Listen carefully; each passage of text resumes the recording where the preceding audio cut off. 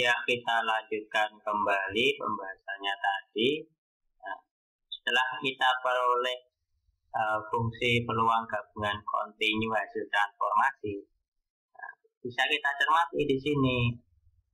Ini kan sudah tersusun atas variabel yang baru, atas variabel V dan variabel U. Ingat tadi karena ini adalah fungsi konstan, maka di sana tidak kelihatan untuk proses substitusinya di sini tidak kelihatan. Ya. Nanti coba kita carikan contoh yang bukan fungsi konstan untuk membedakannya. Tapi di sini kan kelihatan ini untuk intervalnya, untuk variabelnya, untuk berubah acaknya.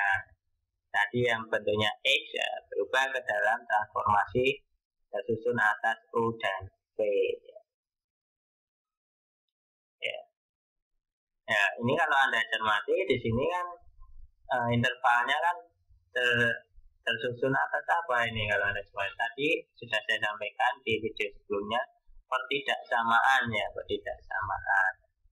Sehingga nanti pada langkah selanjutnya nanti kalau memungkinkan bisa kita gambar daerah yang memenuhinya, daerah yang memenuhi intervalnya, memenuhi perubahan acaknya.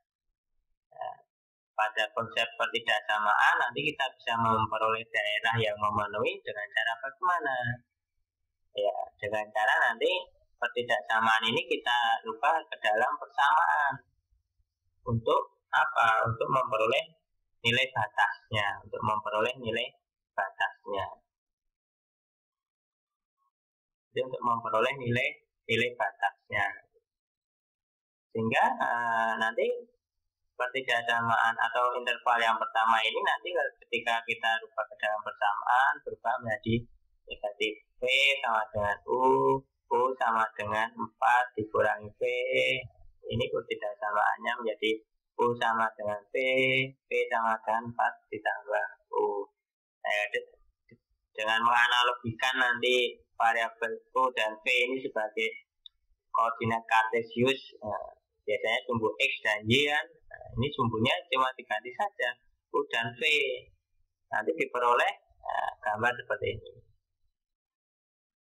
Ya, kita bernostalgia di pelajaran SMP ya.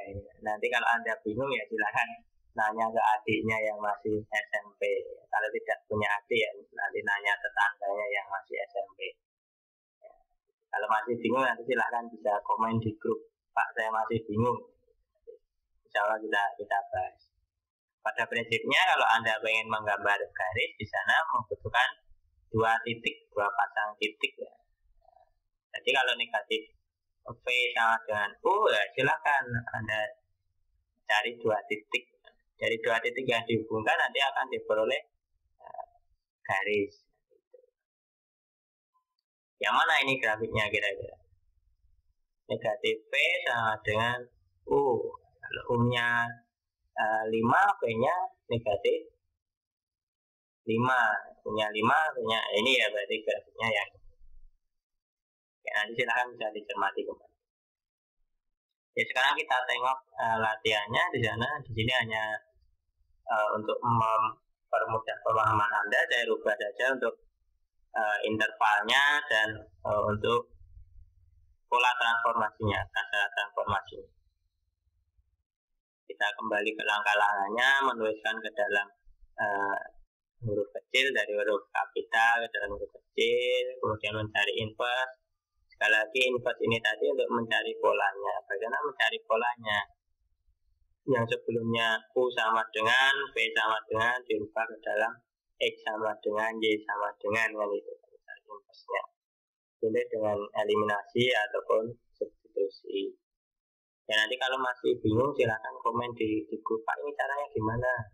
Kita diskusikan ya.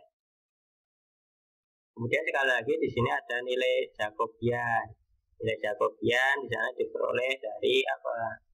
Dari masing-masing turunan untuk fungsi X dan fungsi Y. Untuk fungsi variabel awalnya tadi ya diturunkan terhadap variabel yang baru U dan V.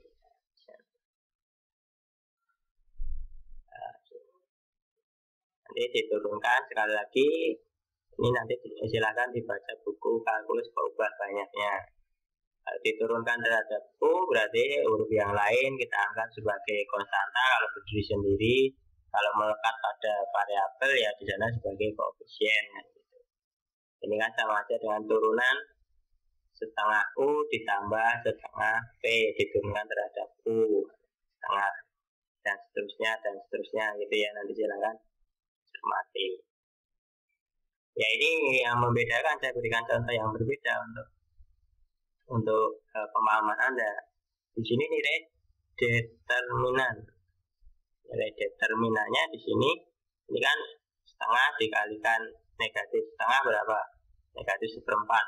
Negatif seperempat dikurangi setengah kalikan setengah seperempat. Jadi negatif setengah ya. Untuk determinan nilai Jacobiannya bisa negatif. Nah, gitu. Yang tidak bisa negatif tadi apa? Mutlak dari Jacobiannya. Nah, negatif setengah ini ketika dimutlakan menjadi berapa? Setengah. Jadi 1 dikalikan setengah setengah. Jadi hati-hati nanti kalau di sini nilai mutlaknya kok negatif. Kalau sudah dimutlakan negatif itu berarti salah. Gitu ya. Kemudian untuk menuliskan batas-batasnya, ya tinggal disubstitusikan saja. Ini hanya salah satu bentuk saja ya, bentuk intervalnya. Nanti boleh, Pak, kalau di punya saya bentuknya menjadi U ya Pak. Misalnya di sini U. Nah, 0 ini dikurangi P menjadi negatif P. Jadi U lebih besar dari negatif P. U lebih kecil dari 2 dikurangi P. Boleh. Itu sama saja. Sama, insya Allah sama. Sepanjang ini nanti Anda melakukan perhitungan di sini nanti benar sama, hasilnya sama. Demikian nanti di sini, Pak, tadi di tempat saya ini sudah di sini saya bentuk jadi V, itu nanti akan menjadi sama, tidak masalah, itu tidak masalah. Hanya variasi bentuk saja. Ya dengan konsep yang sama nanti akan diperoleh intervalnya. Kemudian nanti diperoleh ketidaksamaan, kemudian dibentuk persamaan untuk menentukan batas, nanti diperoleh daerahnya. Sekali lagi ini hanya dianalogikan saja sebagai sumbu X dan sebagai sumbu Y. Mengapa Pak harus digambar daerah atau intervalnya? Ini nanti akan mempermudah Anda ketika dalam menentukan fungsi peluang marginal, fungsi peluang. Oh iya, ada hal yang saya kurang sependapat kalau di bukunya Naririanto itu nilai negatifnya tidak dimasukkan. Saya kurang sependapat.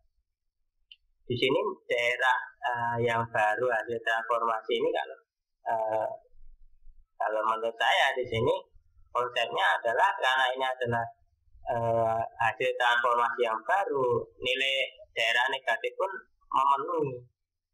Karena di sini nilai di dalam hasil transformasi dengan syarat yang baru. Jadi tetap nanti daerah yang negatif ini termasuk daerah fungsi peluang gabungannya. Karena ini hasil transformasi. Sekali lagi, karena ini hasil transformasi. Ya nanti kalau ada yang membingungkan bisa ditanyakan di grup. Nanti kita diskusikan. Kita nanti berikan variasi yang lain terkait dengan prasyaratnya, dengan intervalnya, dengan fungsinya. Nanti kita berikan variasi. Silakan nanti bisa dicoba kembali untuk yang ini kemarin yang masih salah bisa diulang-ulang kembali sampai benar ya, itu cara belajar yang paling sederhana seperti itu.